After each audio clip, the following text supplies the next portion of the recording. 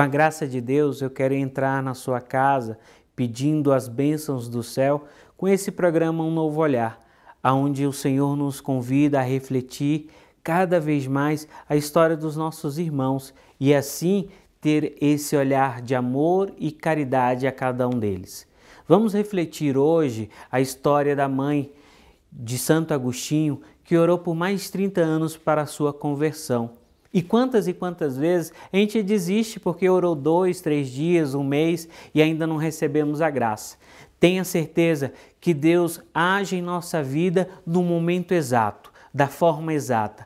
Ele nos dá a bênção exata, sem mais e sem menos. Com toda essa reflexão, vamos acompanhar a história da Celeste. Celeste, seja bem-vinda ao nosso programa. Que Deus te abençoe. Muito obrigado por ter aceitado o convite para compartilhar um pouquinho da sua história. Eu que agradeço. Obrigada. Me fala um pouquinho sobre sua família. Bom, eu sou casada há 52 anos, tenho 2 filhos, 2 netos e sou feliz. Isso que é importante, né? Me fala um pouco dos seus filhos, sobre criação, o convívio com eles. A criação, até aparecer o problema do meu filho, foi uma criação normal, com muita alegria. E depois a gente tentou entender e viver a nossa vida um pouco. Minha filha se formou, ele não. Meus netos estão encaminhados, a minha neta já é formada, casada, e o meu neto está seguindo o caminho dele também do estudo. Tá. Que problema é esse e quando apareceu? O problema foi a dependência química do meu filho, apareceu quando ele tinha 13 anos. A gente na época não sabia nada a respeito, então a gente sofreu muito mais do que hoje, porque hoje tem muita história, tem muito conhecimento através de televisão, de jornais, e naquela época não tinha nada. Então, para mim foi assim um problema muito sério, porque eu não sabia nem o que era droga. E aí, quando a gente descobriu, a gente tentou ter conhecimento e, graças a Deus, hoje a gente convive com o problema sem maiores consequências. E quando a senhora descobriu, qual foi o impacto na senhora? O que a senhora pensou? O impacto foi grande. O buraco se abriu, a gente caiu dentro. E o problema maior é que eu descobri através daquilo que eu fazia. Porque eu fazia artesanato, então eu usava muito cola de sapateiro. E a primeira coisa que eu tive foi ele cheirando a cola. Na época eu fazia muito trabalho, exposições, dava aula, e a minha atitude foi jogar tudo fora. Peguei um saco de lixo, joguei tudo que eu tinha, até o que estava pronto eu pus no lixo, porque eu não conseguia entender que meu filho estava com a droga e eu me sentia culpada pelo material. E eu usava muita coisa importada, joguei tudo e entrei numa depressão durante 10 anos. Nessa época ele parou de estudar, porque não tinha condições, e a gente foi atrás, porque tinha que saber como lidar. E graças a Deus a gente conseguiu sair desse emaranhado. Entendi. E familiares, amigos, qual foi o comportamento deles com vocês? Acusações, ajudaram? Muita acusação. Inclusive eu tenho só um cunhado, uma cunhada, sou filha única, e na época eles acharam que é porque todas as crianças tinham a chave de casa e o meu filho não tinha. Então eu dei no final de semana, ele foi numa festinha, a gente levava e ia buscar, e eu fui e dei a chave para ele entrar, ele sumiu 4 dias. Aí eu chamei meu cunhado, minha cunhada e disse para eles, vocês disseram que é porque não tinha chave, eu dei a chave e ele nem voltou. E a partir daí nós começamos a tomar outras atitudes. E também aí começaram a parar de nos criticar, porque era assim, vocês não deixam eles fazerem o que eles querem, porque vocês estão sempre vigiando, porque naquela época era difícil, não se largava como hoje, a gente levava, ia buscar. E então houve esse problema, os amigos, eu sei que eles pensavam em criticar, mas para mim nunca falavam muita coisa. Entendi. Mas graças a Deus nós superamos tudo. Entendi. Referente, você falou que ele sumiu 4 dias, ele chegou a sumir outras vezes, qual foi o maior tempo que ele ficou fora de casa e se esse tempo ele ficou sem se comunicar? Ele sumiu sim, a primeira vez foram 4 dias e quem foi atrás dele foi meu cunhado, porque ele se dava muito bem com meu cunhado. E ele dizia que o pai dele era muito certinho, que ele não conseguia conversar com ele. Não que meu cunhado seja errado, mas ele tinha mais afinidade. Aí ele sumiu outra vez por 8 meses. Eu sabia onde ele estava, mas eu não contei nada para ninguém e não fui atrás. Eu passava, eu via, mas eu dei tempo ao tempo, até ele voltar. Tá. Quantos anos ele tinha nessa época? Dos 8 meses ele tinha 17 anos. 17 anos. Isso. Você falou que ficou um tempo com depressão. Claro, foi ocasionada por esse problema, certo? O que te deu força para sair disso? Como você conseguiu caminhar, se fortalecer desse momento? Eu acho que a maior parte foi o meu marido e a vontade que eu tive de sair. Porque eu fiquei muito depressiva sabendo que eu me sentia culpada por estar com aquele material dentro de casa sem ter percebido que aquilo era uma droga. Para mim, eu não sabia. E nessa época também foi o falecimento da minha mãe e eu me senti sozinha, desamparada. Então eu me apeguei que meu marido, graças a Deus, me ajudou muito. Tomei remédio e saí dela. Até hoje eu sei lidar com a depressão. Então juntou um pouco a questão dos de dois. Culpa, o falecimento da sua mãe e você entrou nessa depressão. Isso. Eu vejo que, claro, a pessoa quando casa, um tem que ser fundamental para o outro. Mas eu vejo que essa sua caminhada, o seu esposo foi muito fundamental, não só para a depressão, mas também para tudo. Para tudo, né? Sim, ele é muito companheiro, é muito centrado. E muito calmo. Eu sei que o foco muito da nossa entrevista não é tanto sobre o casamento, mas no mundo que a gente está vivendo hoje, que o casamento se desfaz muito rápido, quero puxar um pouquinho sobre essa questão familiar. Me fala um pouquinho sobre isso, sobre essas dificuldades que a família passa e qual é a importância dessa união. Eu acho que o casamento é fundamental, porque hoje em dia já se casa pensando não deu certo, separa. Mas na minha época, muitos anos atrás, era diferente. A gente casava para viver a vida inteira. E então a gente foi superando tudo, um ajudando o outro. Eu fui muito depressiva, eu era muito nervosa, ele era muito calmo. E ele me ajudou a sair de tudo isso, me dando exemplos, me acompanhando até hoje. Vamos para um pequeno intervalo, voltamos já.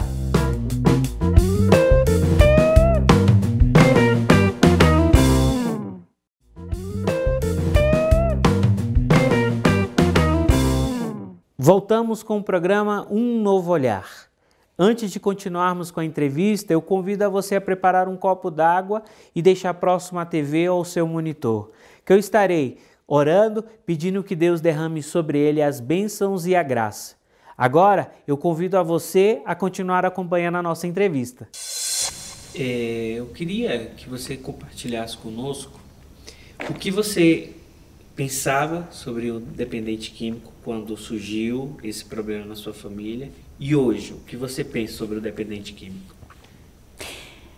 Eu pensava que ele era um marginal, que eu ficava muito revoltada porque a gente deu uma boa educação, um bom exemplo e ele não seguiu, então isso me deixou muito para baixo. Ele teve 6 internações, ele teve 6 overdoses. Graças a Deus, acho que Deus não quis que ele fosse. E hoje, eu, através do grupo, eu penso diferente, porque eu sei que isso é uma doença, é muito difícil dele sair dessa, só se ele quiser, mas para nós foi um negócio diferente, que a gente entendeu o que era, aceitou, né? E estamos vivendo. Entendi. Em que período da sua vida que você conheceu esse grupo começou a te ajudar, e que grupo é esse? A gente começou a frequentar o Naranon, porque minha filha ficou sabendo através de uma amiga. Nós frequentamos o Naranon do Jabaquara durante 7 anos. Fomos muito bem recebidos e ajudamos com as nossas experiências, acho que ajudamos muita gente. E aí um dia a gente soube do Amor Exigente e começamos a frequentar, e aí nós abrimos esse grupo do Renascer há 25 anos, mais ou menos 26, estamos até hoje.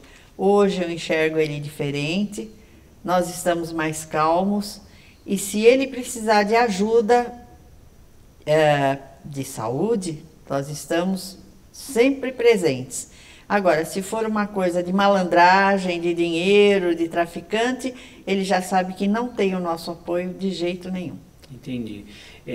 Então, de tudo que vocês vieram aprender ao longo desse tempo, esse conselho que você deixa, talvez para as famílias que estão nos assistindo, que estão passando pelo mesmo, esse conselho de questão de ajuda, jamais financeira.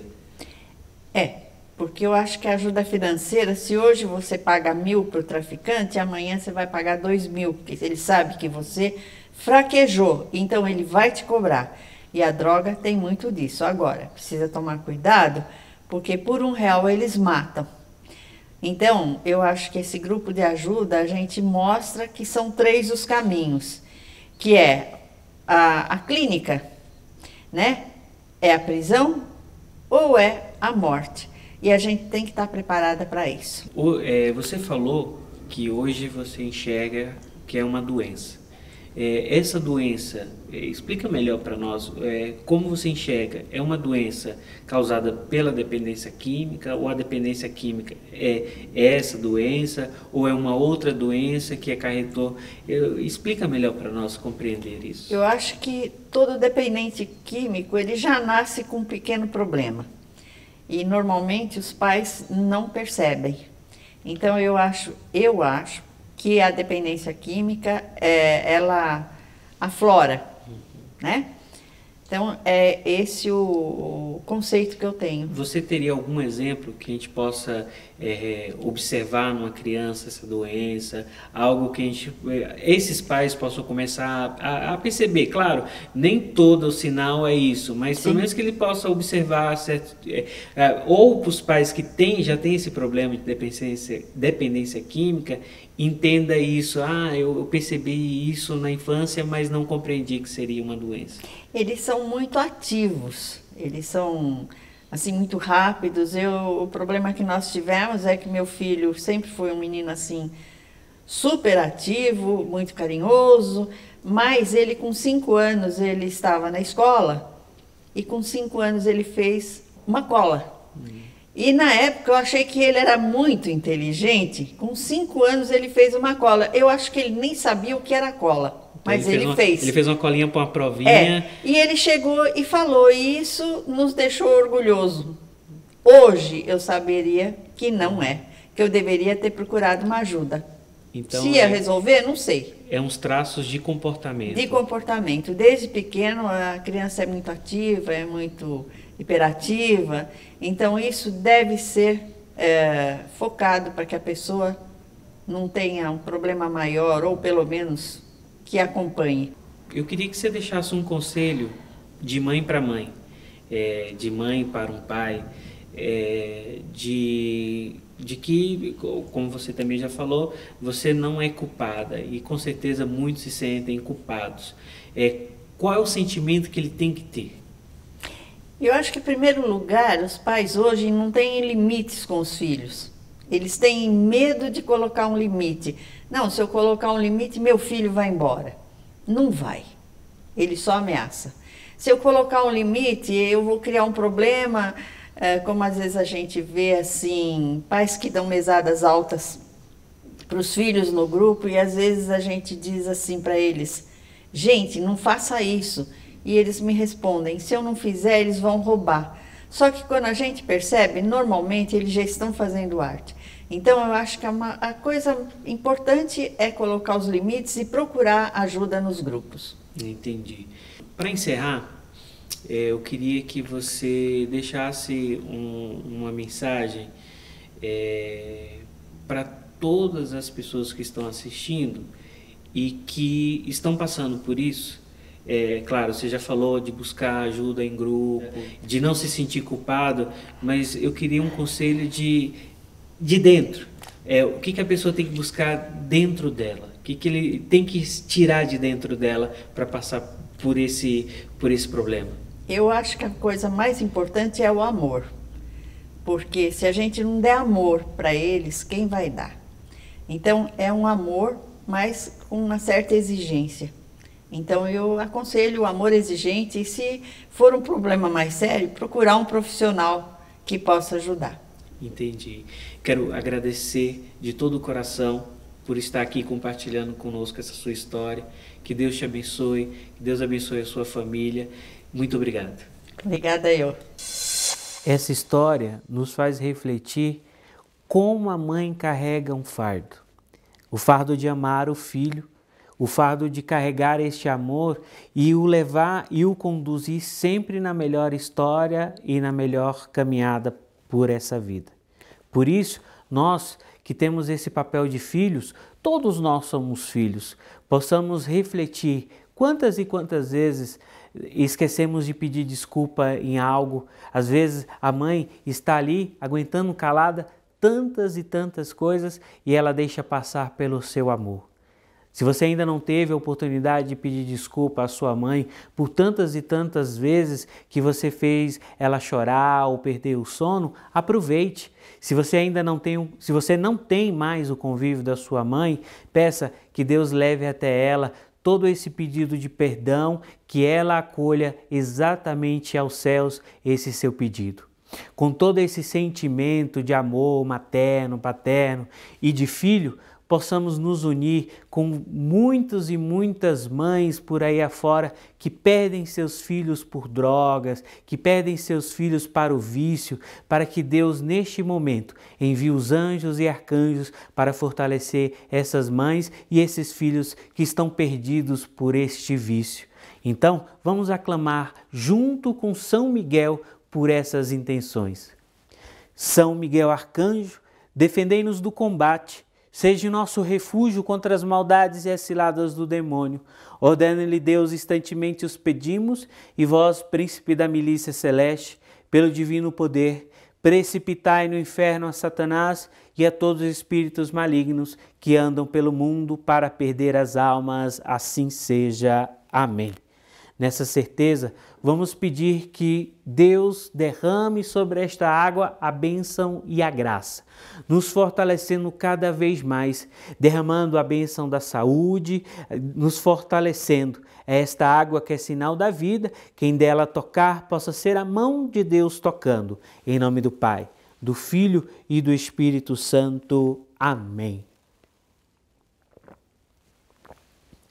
Obrigado pela sua companhia. Que Deus te abençoe.